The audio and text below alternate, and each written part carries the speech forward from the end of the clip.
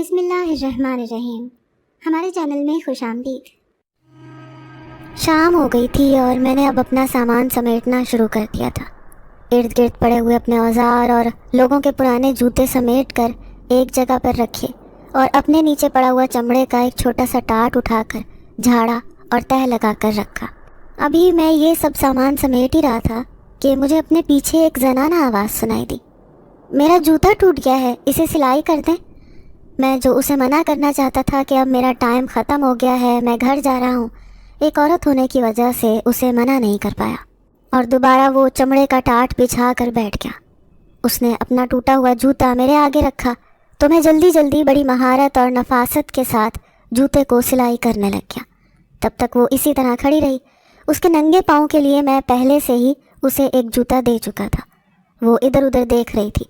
اس نے دلہن والا لباس پہنا ہوا تھا اور یہ بات مجھے بہت حیران کر رہی تھی، کیونکہ عموماً اس طرح لڑکی باہر نہیں نکلتی اور وہ بڑے اطمینان اور سکون کے ساتھ کھڑی تھی۔ میں حیران ہو رہا تھا کہ آخر کیا ماجرا ہے، وہ کیسے اس لباس میں اتنی اطمینان سے کھڑی ہو سکتی ہے، لیکن اس کے چہرے پر ایک سکون پھیلا ہوا تھا۔ وہ بہت خوبصورت لڑکی تھی اور اس وقت ایک دلہن کے روپ میں کھڑی تھی۔ میں اسے نظر انداز کرنے کی کوشش میں جلدی جلدی اس کا کام کر رہا تھا اور پھر تقریباً 10 منٹ کی محنت کے بعد میں نے اسے جوتا واپس کر دیا۔ اس نے اپنے پیر میں پہن کر دیکھا، پھر میرا شکریہ ادا کیا۔ کہنے لگی، میں معذرت چاہتی ہوں، میرے پاس پیسے نہیں ہیں، ورنہ میں آپ کو دے دیتی۔ مجھے آپ کو پہلے بتا دینا چاہیے تھا، لیکن پھر شاید آپ میرا کام نہ کرتے۔ اس لڑکی نے بڑی شرمندگی سے مجھے کہا، لیکن میں نے نظریں جھکاتے ہوئے ہی اسے جواب دیا اور کہا کہ اگر آپ پہلے بھی بتا دیتی تو میں پھر بھی آپ کا جوتا سلائی کر دیتا۔ آپ کو اس وقت مدد کی ضرورت ہے اور میں چونکہ اسی طرح مدد کر سکتا ہوں، اس لیے کوئی مسئلہ نہیں ہے۔ میں نے جلدی جلدی اپنی چیزیں سمیٹتے ہوئے اسے جواب دیا تو وہ جیسے متاثر سی نظر آئی۔ میرا خیال تھا کہ جوتا بنوانے کے بعد وہ یہاں سے چلی جائے گی، لیکن وہ تو وہیں پر کھڑی تھی اور بدستور بڑی دلچسپی سے مجھے کام کرتا ہوا دیکھ رہی تھی۔ سب چیزیں سمیٹ کر میں نے اپنا تھیلا اٹھایا اور جوتا پہن کر گھر کے لیے نکلنے لگا کہ پیچھے سے پھر اس کی آواز سنائی دی۔ کہنے لگی، وہ دراصل مجھے ایک اور مدد کی ضرورت ہے۔ اس نے ذرا شرمندہ ہوتے ہوئے کہا تو میں نے سوالیہ نظروں سے اس کی طرف دیکھا تو کہنے لگی، دراصل میرے پاس کوئی ٹھکانہ نہیں ہے، میں بے آسرا ہوں اور اب اپنے لیے کوئی ٹھکانہ ڈھونڈ رہی ہوں۔ اس عورت نے کہا تو میں نے سر سے لے کر پیر تک اسے دیکھا۔ میری بات کا مفہوم سمجھ کر وہ کہنے لگی، نہیں نہیں، میں دلہن نہیں ہوں، یہ تو میری کالج میں ایک فینسی ڈریس شو تھا جس کے لیے مجھے یہ لباس اور انداز اختیار کرنا پڑا۔ اس نے جلدی سے مجھے جواب دیا تو میرا دل پھر بھی کچھ مطمئن نہیں ہوا، تاہم میں نے اسے کہا کہ اب سے پہلے تک کہاں پر رہ رہی تھی۔ میری بات سن کر وہ کہنے لگی، دراصل میرے ابا کا انتقال ہو گیا ہے اور میری سوتیلی ماں ہے، اس نے مجھے گھر سے نکال دیا ہے۔ اس کا کہنا ہے کہ میں چونکہ اس کی کچھ نہیں لگتی اور اس گھر پر میرا کوئی حق نہیں ہے، اس لیے میں وہاں پر نہیں رہ سکتی۔ یہی وجہ ہے کہ کالج کے بعد میں ادھر ادھر پھر رہی ہوں، سمجھ نہیں آ رہی کہاں جاؤں۔ سوتیلی ماں بہت ظالم اور ضدی عورت ہے، وہ کبھی مجھے گھر میں گھسنے نہیں دے گی۔ اس لڑکی نے بڑی بے چارگی سے کہا تو میں چپ چاپ اسے دیکھتا رہ گیا۔ نہ جانے کیوں مجھے ایسے لگ رہا تھا جیسے وہ لڑکی مجھ سے جھوٹ بول رہی ہے، لیکن پھر بھی اب ایک بات تو طے تھی، میں اس کو اس حالت میں یوں سڑک پر چھوڑ کر نہیں جا سکتا تھا۔ اسی لیے میں نے اسے فی الحال اپنے گھر اپنے ساتھ لے جانے کا ارادہ کر لیا اور اسے کہا کہ میں غریب آدمی ہوں، ایک غریب موچی ہوں، میرا چھوٹا سا گھر ہے، اگر تم وہاں پر رہنا چاہو تو میری طرف سے تمہیں اجازت ہے، میرے ساتھ چلو۔ میں نے اس لڑکی کی مرضی پر بات چھوڑ دی۔ اس نے چند لمحے سوچا اور پھر میرے ساتھ چل دی۔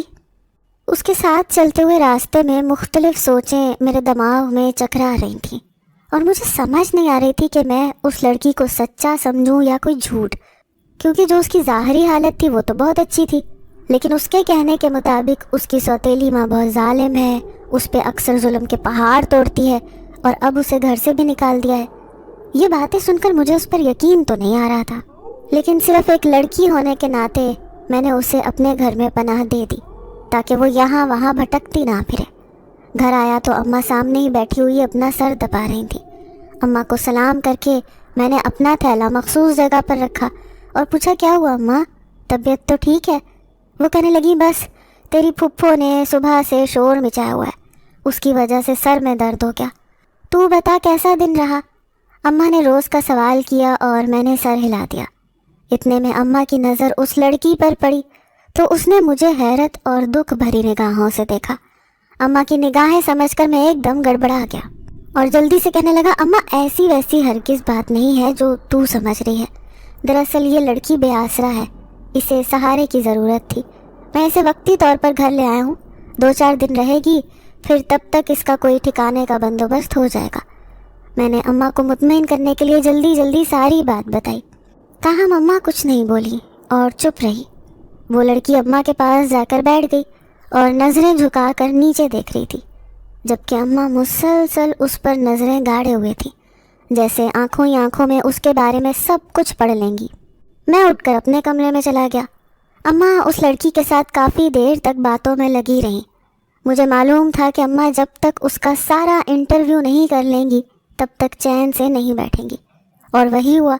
जब अम्मा को इस बात का यकीन आ गया कि वो लड़की वाकई मजलूम है और बेबसी की इंतहा पर है, तो अम्मा ने उसे अपने साथ गले लगा लिया और उसके साथ ही सिसकने लगी। अम्मा ऐसी मासूम थी। उस लड़की और अम्मा में बहुत दोस्ती हो गई। हालांकि मेरी 2 छोटी बहनें भी थीं, लेकिन उन दोनों ने अभी उसे इतना मुंह नहीं लगाया था। वो ज़्यादातर अपने काम से काम रखती थी, जबकि अम्मा हर वक्त उसके साथ लगी रहती। उस लड़की को इस घर में 3 दिन हो चुके थे, लेकिन अब उसने दोबारा यहाँ से जाने का नाम नहीं लिया। वो अम्मा के कपड़े पहनकर गुजारा कर रही थी। उसका दुल्हन वाला लिबास इसी तरह कमरे में एक हैंगर पर लटका हुआ था। आते जाते जब भी मेरी निगाह उस पर पड़ती तो दिल में अजीब सी गुदगुदी सी होती। मैं एक आम और गरीब सा मोची हूँ। मेरा नाम इब्रार है और मैं 2 बहनों के साथ अपने माँ बाप और एक फुप्पो के साथ इस छोटे से घर में रहता हूँ। वैसे तो मैं अभी पढ़ रहा था, लेकिन कुछ दिनों से अब्बा की तबीयत ठीक नहीं थी। मौसम बदल रहा था, उन्हें रोज़ बुखार हो जाता था। इलाके की डिस्पेंसरी से दवा लेने के बावजूद उन्हें कोई फ़र्क नहीं पड़ा था। यही वजह थी कि अब्बा की जगह आजकल मैं काम पर चला जाता और अब्बा के अड्डे पर बैठकर अब्बा का काम किया करता। हालांकि मुझे ये काम पसंद नहीं था। मैं जब छोटा था तो अब्बा को मना किया करता था और अब्बा बस मुस्कुरा कर मेरी बातें सुनता रहता। मुझे गुस्सा आता था कि मेरा बाप लोगों के जूते पकड़कर सिलाई करता है, लेकिन अब्बा कहता था कि कोई भी काम छोटा या बड़ा नहीं होता, हमें हमेशा हमारे आमाल छोटा और बड़ा बनाते हैं। तो इस बात की फ़िक्र मत कर कि तेरा बाप लोगों के जूते सिलाई करता है। तू ये सोच कि मेरे अमल से लोगों को कितना सुकून मिलता है, उनके पैरों को राहत मिलती है, वो खुश होते हैं। अब्बा की अपनी ही मंतक थी, लेकिन मैं इस काम को चूँकि पसंद नहीं करता था, इसलिए मैं पढ़ रहा था। मैं पढ़ लिख कर दफ्तर में नौकरी करना चाहता था, लेकिन अब कुछ दिनों से मजबूरी के आलम में यहाँ पर आकर बैठ जाता, क्योंकि इसके अलावा हमारी आमदनी का और कोई ज़रिया भी नहीं था। अब्बा को देखते देखते ना जाने कब मैं भी ये काम सीख गया था। मुझे तो इस बात का अंदाज़ा ही नहीं हुआ। हालांकि मैं अब्बा के पास ज़रा थोड़े वक्त के लिए ही आता जाता था और आज तक मैंने कभी अब्बा के औजारों को हाथ नहीं लगाया था। लेकिन अब्बा की तबीयत की ख़राबी के बाद सब कुछ बदल कर रह गया। एक रोज़ मैं मखसूस वक्त पर इधर आकर बैठ जाता और उन लोगों के जूते सिलाई करके पैसे कमाता। शाम को जितनी भी कमाई होती वो जाकर अम्मा के हाथ पर रख देता। मेरे पास अब्बा जितना काम तो नहीं था, लेकिन फिर भी इतने पैसे आ जाते थे कि रोज़ का खाना पीना हो जाता था। घर में मेरी एक फुप्पो भी थी। फुप्पो के बारे में हमें सिर्फ इतना मालूम था कि जवानी में उनकी शादी की गई थी, लेकिन उनका शौहर अच्छा नहीं निकला और उसने फुप्पो के ऊपर जुल्म करना शुरू कर दिया। वो बहाने बहाने से फुप्पो के ऊपर जुल्म करता, उन्हें मारता पीटता और कई कई दिन तक कमरे में भूखा प्यासा कैद कर देता। फुप्पो ने बहुत अरसा उसके जुल्म बर्दाश्त किए, सिर्फ इस वजह से कि उनका घर बस जाए। लेकिन वो शख्स तो हमारी सोच से भी ज़्यादा कमीना निकला। उसने फुप्पो के ऊपर जुल्म की हर हद क्रॉस कर दी।